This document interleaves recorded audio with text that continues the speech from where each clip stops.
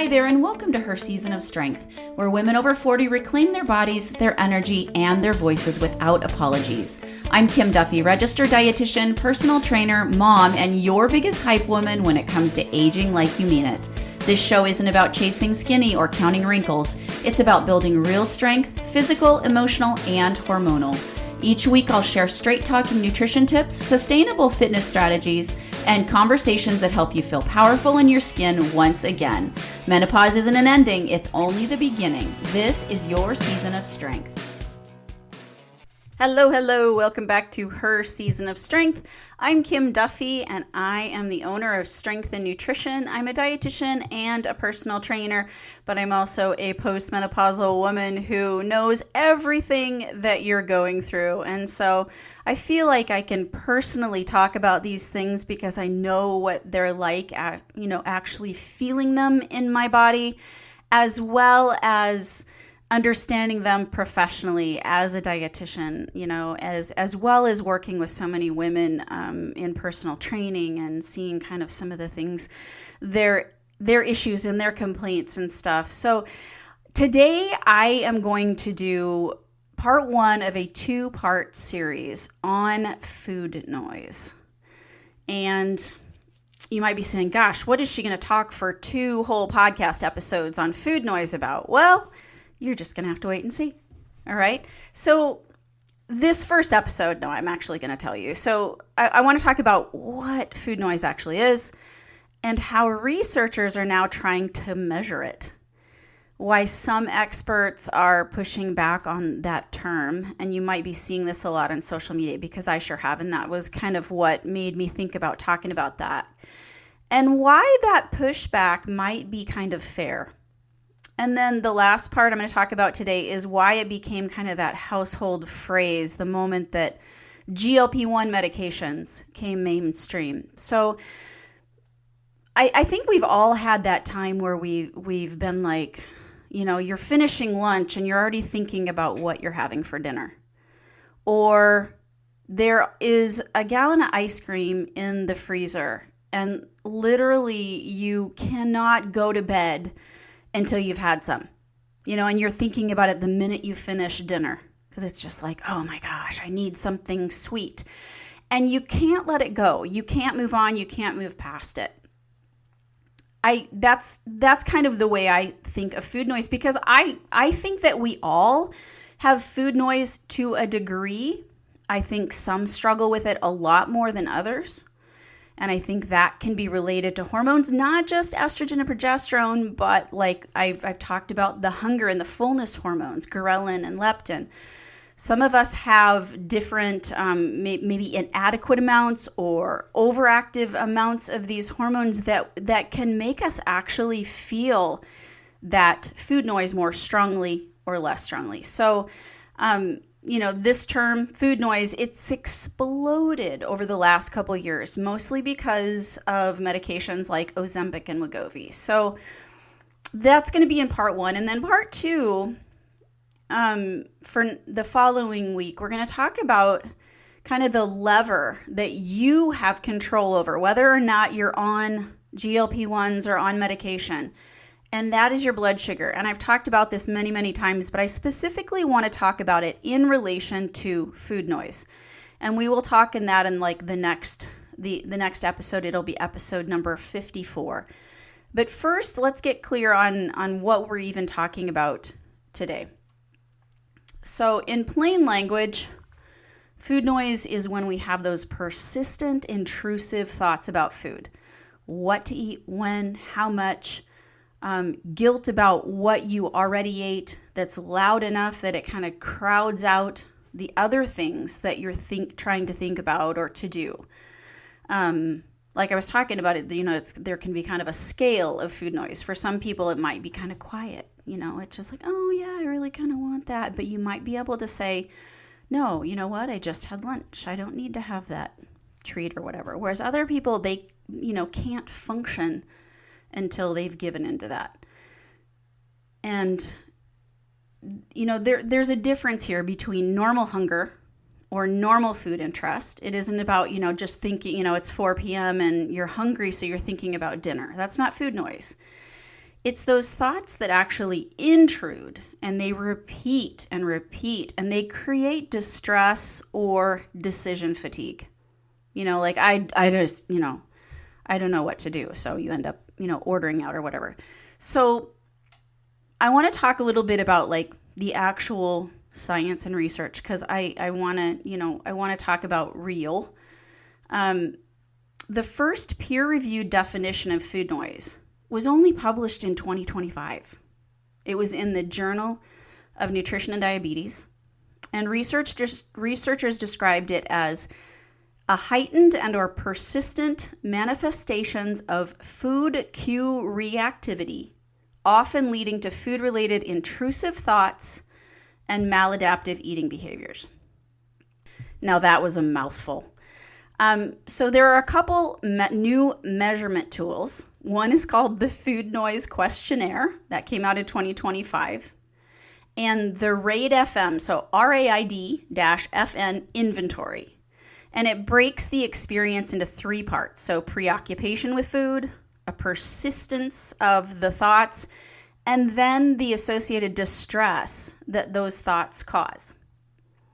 Think about it just take a second. As I describe this, do you feel like you're nodding along and you're saying, oh yes, I definitely have some of these things? Or the opposite. There might be some of you that's like, oh no, no, sometimes when I'm hungry, I just really, really say, think I want some ice cream, but like nothing like that. But both are valid. There is, like I said, there's just a wide scope of people that struggle with this, even just the tiniest little bit to very, very significant. And food noise, it's not an official medical diagnosis. It doesn't appear in clinical manuals. It emerged from patient and social media language before the science caught up with it. So researchers have raised a legitimate concern. Food noise overlaps heavily with concepts we already had names for, like food cravings, food cue reactivity, food preoccupation, and aspects of food addiction. So this food noise, which is kind of a vague, catchy term that we're commercializing in weight loss marketing faster than science can actually define it. Sometimes implying that having food thoughts at all is a symptom that requires medication. And that framing can frequently pull attention away from those bigger drivers like food insecurity or weight stigma, chronic dieting, and those food environments that are designed to be irresistible. So the skepticism isn't this experience is not real. It's just that we really don't yet agree on exactly what it is or how to measure it. So, be cautious of anyone, including a podcast host, who tells you it's fully figured out and it's this scientific term. I'm not going to pretend, this is more settled science than it is. But I'm also going to dismiss what so many women describe feeling. Both things can be true at once. So as semaglutide, which is those 2 medications like Ozempic and Wegovy, and then another one called tirzepatide, which is medications like Zepbound and Mounjaro, when they went mainstream, people on these medications kept describing the same thing. The constant food chatter in their heads just stopped or decreased significantly. And that's largely what turned food noise from that kind of niche phrase into a more household term. So there was a study called the INFORM study by Novo Nordisk, where it had 550 adults who were on semaglutide. 62% reported constant food-related thoughts before they started treatment, versus only 16% while on it. 64% reported improved mental health, and 76% reported improved self-confidence. I mean, that's a large study, 550 adults. That's a large study.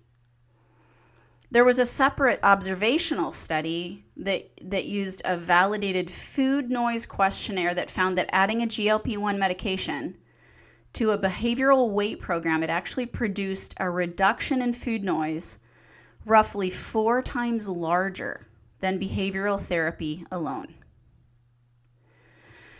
And the reason why this is happening is because those GLP-1 medications work largely through brain appetite centers and reward pathways, not primarily by stabilizing blood glucose, okay?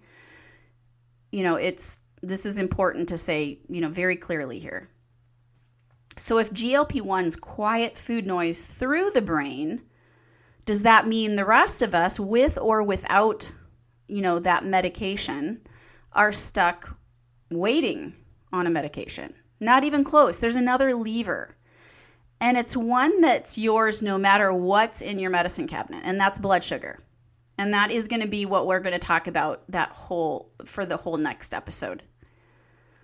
So 3 things I want you to take from this is, what food noise actually is, why that term deserves some healthy skepticism, even though, the experience feels very real, and why GLP-1s put it on everyone's radar.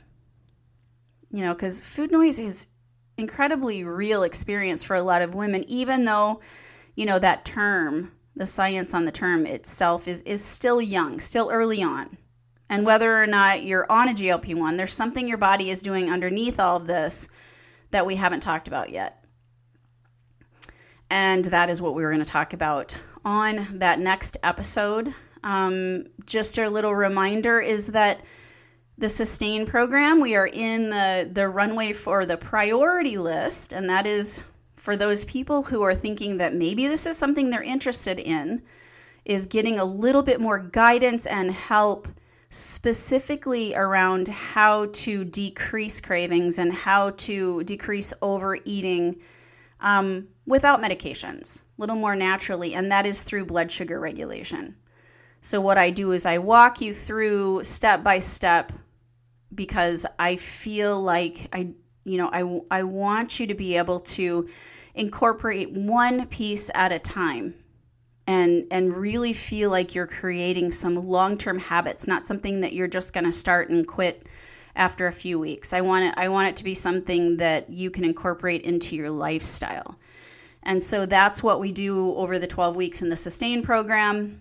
And I have the priority list just because it's for people who are like, I'm interested in this. I'm very interested because I'm only going to be taking 20 women into this fall program.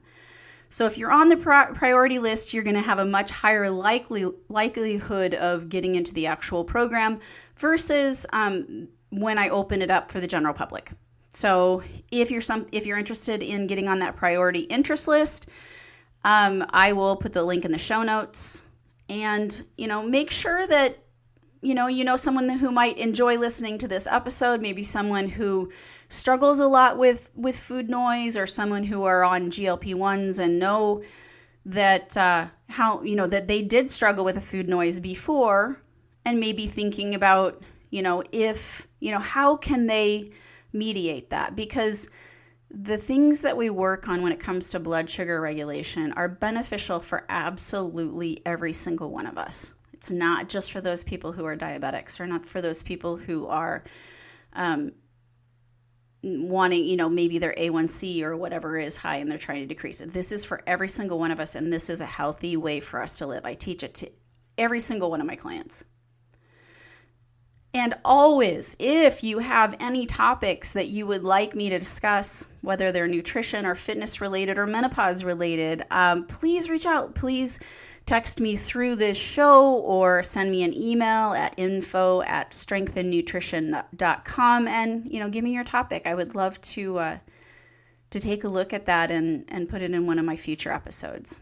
And remember, as always, this is about progress over perfection. We're in this for the long haul, and this is your season of strength. Have an amazing day.